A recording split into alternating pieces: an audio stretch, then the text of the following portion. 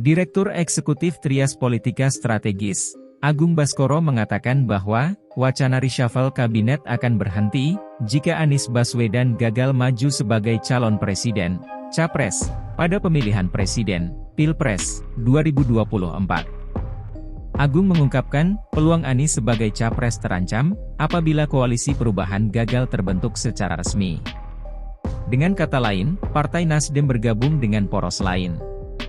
Padahal, Anies telah dideklarasikan sebagai capres oleh Nasdem.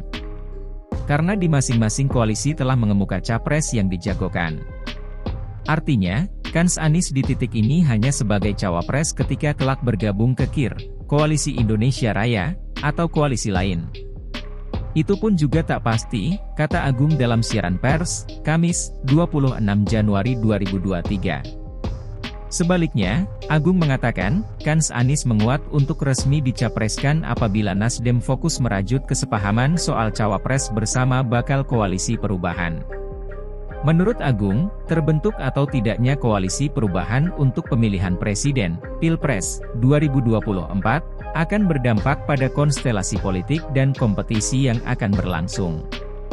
Diberitakan sebelumnya, sejumlah elit Partai Nasdem mendadak menemui sejumlah elit Partai Gerindra dan Partai Kebangkitan Bangsa, PKB, di Sekretariat Bersama, Sekber, di Jalan Ki Mangunsarkoro 1, Menteng, Jakarta, Kamis, 26 Januari 2023, siang.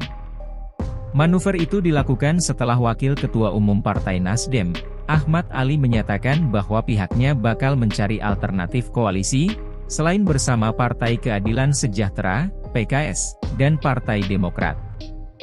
Dihubungi wartawan, Selasa, 24 Januari 2023, Ali menyebut Demokrat memaksakan untuk memasangkan Agus Harimurti Yudhoyono, AHY, sebagai calon wakil presiden, cawapres, Anies Baswedan. Namun, dalam perjumpaan bersama koalisi Gerindra PKB, Ali mengklaim penjajakan koalisi perubahan tak berhenti. Namun, di sisi lain, ia juga menyiratkan terbukanya peluang untuk bekerja sama dengan parpol yang dipimpin Prabowo Subianto dan Muhaimin Iskandar itu. Terbaru, Ketua Umum Partai Nasdem Surya Paloh diketahui bertemu dengan Presiden Jokowi pada Kamis, 26 Januari 2023.